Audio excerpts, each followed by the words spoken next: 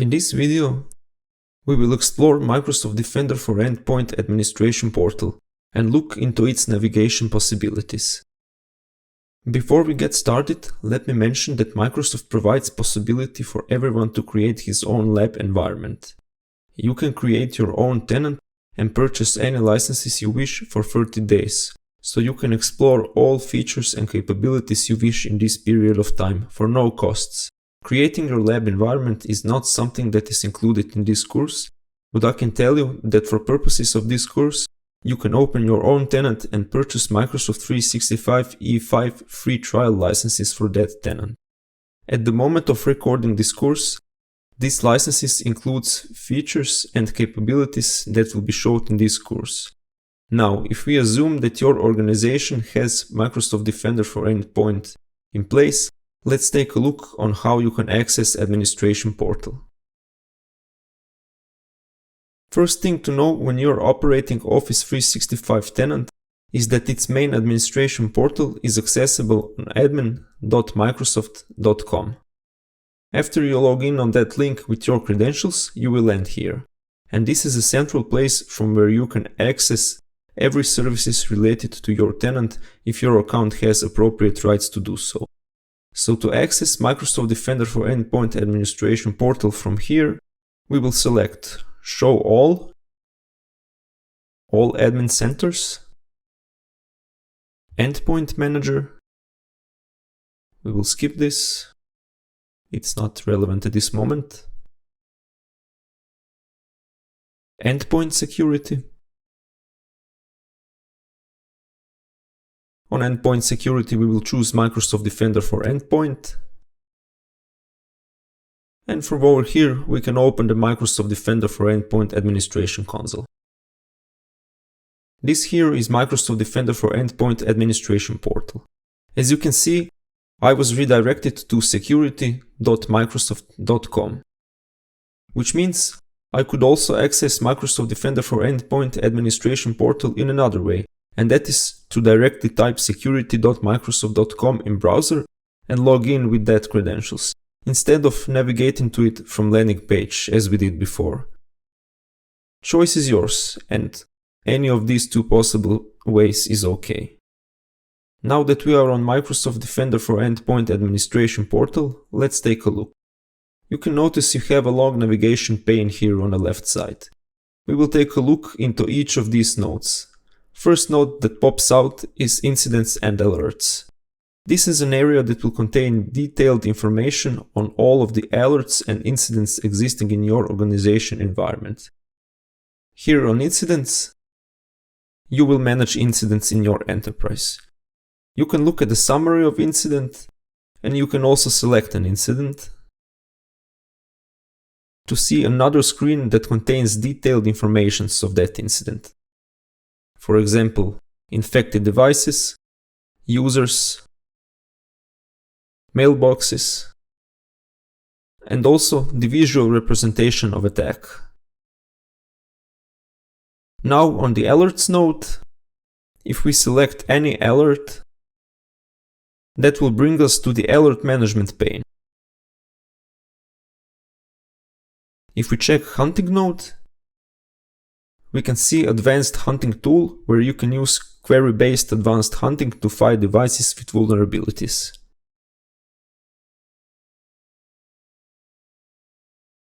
On a Custom Detection Rules node, will be listed custom detection rules which we will create to proactively monitor and protect suspicious endpoints. Next node is Actions and Submissions, and that will mainly be used to report to Microsoft to investigate files you suspect to be false positive detected.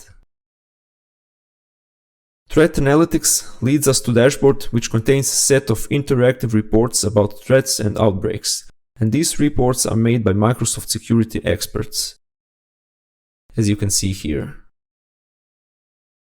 in the overview. Secure Score is very interesting thing. It basically assesses organization's current security state and shows result in terms of percentages and number of points, which can increase if you improve your organization's security or vice versa decrease. Learning Hub dashboard contains excellent learning resources provided by Microsoft, unified here in one place.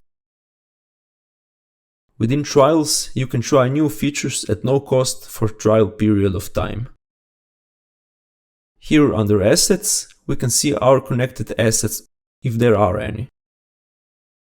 Endpoints is pretty important node in Microsoft Defender for Endpoint. And here, under Device Inventory, we can see a list of our devices.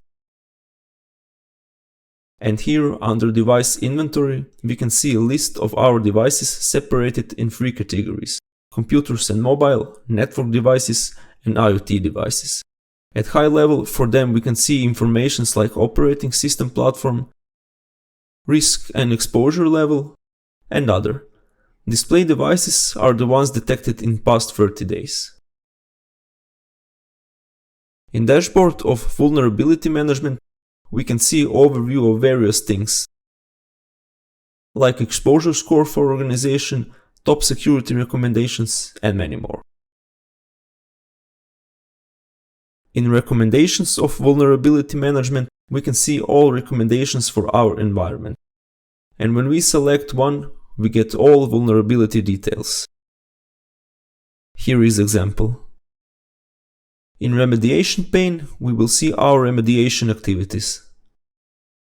Inventories pane is a very nice thing that shows all organization's assets in one unified way. Weaknesses shows lists of common vulnerabilities and exposures, so-called CVIs, present in organization. An event timeline lists events that may impact organization. In Connected Applications node, below Partners and APIs, we could see applications integrated with the Defender for Endpoint using APIs. API Explorer allows us to manipulate API queries in terms of testing, send requests, and more.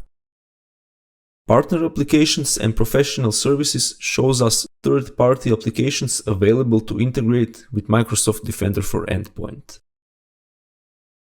Evaluation Lab alongside with tutorials is another great thing available in Defender for Endpoint solution. Here we can set up our own lab and add already configured devices to run various simulations if we wish. Under Email and Collaboration pane, we can investigate threats in various ways. For example, an Exchange message trace that will lead us to Exchange Admin Center, where we can determine what is the root cause of issue when message isn't delivered or sent, and so on.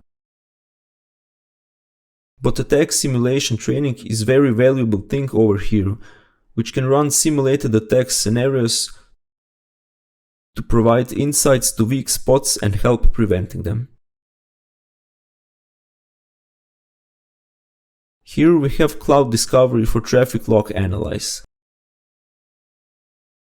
Audit is a great functionality where we can search for various activities which are recorded in system. To do that, we can apply various criteria. Last important thing I want to explain regarding portal overview is permissions. Basically, there are two ways to manage permissions. First one is basic permissions management, which is basically assigning predefined default roles to users. Global Administrator and Security Administrator are default Azure Active Directory roles, which contain appropriate permissions to fully use Microsoft Defender for Endpoint capabilities. So for full access, users should have either Global Administrator or a Security Administrator Azure Active Directory basic role assigned to them. And that is something that is most usually done. However, there is a possibility to use second way, and that is role-based access control, so-called RBAC. Using RBAC, you can customize access in a more fine-grained way than predefined default roles per your needs. Let me show you how to create custom roles. So you go to the Settings, Endpoints, under Permissions you select Roles, and you start with Turn on Roles. To be able to turn this setting on and to start using RBAC, you have to be Global Administrator or Security Administrator. And that's it for Microsoft Defender for Endpoint portal overview. In last lesson of this section, we will talk a little bit about Microsoft Defender for Endpoint usage outside Windows platforms.